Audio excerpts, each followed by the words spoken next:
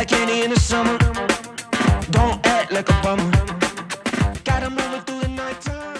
Okay, so give us, before you get into the nitty gritty of it, give us how would you describe your social media strategy, the big picture of it? So you got another estate agent, you're in a lift. You've got like 45 seconds. Now you can take a bit more than that. But they say to you, like, just tell me, like, just give me the big picture. Well, like social media, real estate, how do they work together?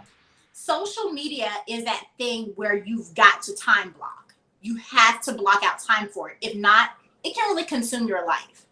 Because between engagement and staying engaged with an audience, as well as posting, looking to see what other people are doing so you can stay on top of the trends, it will take over everything. And your kids are like, if you have kids, I have children. My 6-year-old is like, Mom, put your phone down. And I'm like, okay, all right, Mommy's got to do this one last thing and then I'm going to put my phone down. But I try to include him as well. So I'm videoing him also and including him in the videos. That way he feels included. So time blocking is everything. Being your authentic self.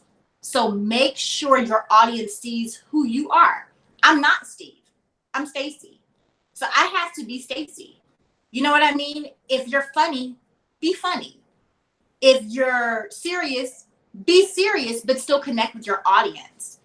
Because confidence shines through, right? And a lot of times we see people at the top that don't look like us, whether they're really conservative. And in my area, we have a lot of conservative agents. And when I say conservative, you have to remember, Steve, I came from an artsy business with hair. And you might not be able to see right now, but I've got some purple in my hair right now. So it depends on when you see me. I may have some dark pink flowing through, but I am authentically who I am. And what made me really realize, Stacy, you can be who you are. I had a really big meeting come up not too long ago with some city officials, and it was like a last minute thing. I got an email the day before, Stacy, we need you at this meeting.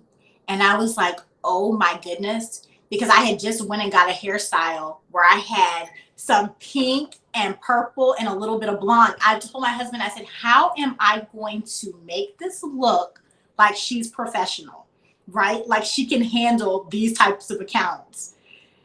And I was like, you know what? It's just who I am. And so I'm going to go in here. I'm going to be dressed to the nine, and I am just going to be me.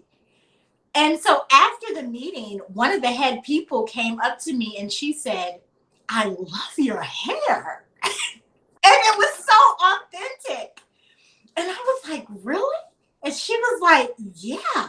She said, you know, many people can't pull that off, but you can definitely pull it off. And then someone else told me that, right? And so what I took from that is, Stacy, you can be you. Just be who you are. And I think if I would have really tapped into that earlier, but some of that does come with age. You know, sometimes the older we get, we just realize that you can be who you are. Not rude, not nasty. There's no excuse for that. You know, you need to change that.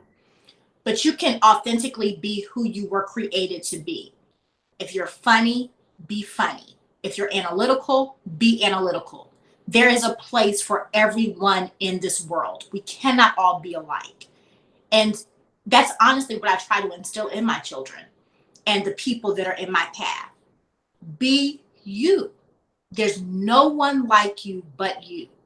Be you. Also, I would say connecting with the people for the let's say niches or the things that you really enjoy doing. Now during this pandemic, a lot of moms are now homeschool moms, right? Because we were kind of thrown into that. So we're at home and we're like, how in the world do I balance these 10 clients and do everything I need to do with my children? Well, what you do is you connect with a group of homeschool moms, and those homeschool moms figure out, oh my gosh, you know, Sarah sells houses. Or for me, Stacy guides you home.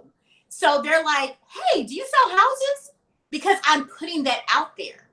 I'm not selling to them, but we've connected on social media. They see who I am, and then they start to come to me because I'm putting out those nuggets of information.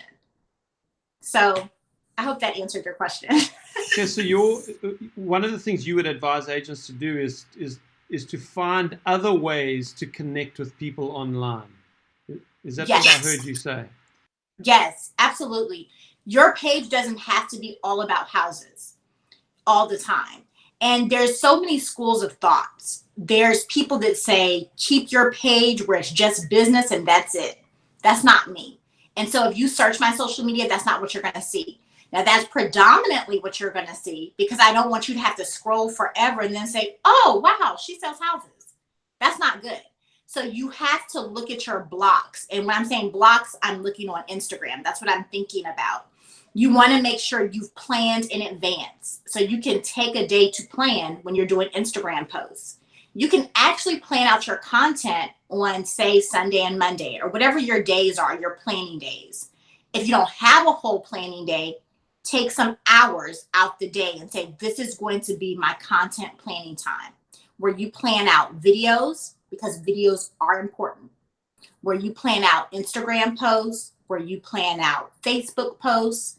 I do LinkedIn as well, TikTok, and Clubhouse. So I do everything except for I'm not a big tweeter. So how many videos? What's your goal on a weekly basis? My goal on a weekly basis, as far as the number of videos, I don't have a number of videos that I want to put out, but I post every single day, sometimes twice a day. So lately I've been trying to stagger my videos, and I'm doing more film production with my clients. So the last video I put out, I was like, okay, guys, this is what we're going to do. And they were on board. They were like, this is great, Stacy. Now that ties in with the last question I want to ask you, Stacy, which is around content. So let's say you produce one video a week, and then there's some other content, obviously, because you're posting every day. How do you get good content ideas that are engaging, are interesting, are building your brand at the same time? It's market research. Because even though you're being you, right, in real estate, there's people that you follow. There's people that you look up to. It doesn't mean I want to be exactly like you, but I like the path that you've laid out. And I may not like everything you're doing, but I like some of those things. So when it comes to content, you're going to find those people that are doing things, and hey, that's where I want to be. That's what I want to do. When you find those people doing those things, look to see what they're posting. That's how I get my content. And I'm just being 100% honest. That's how every company grows. What do? They research the market.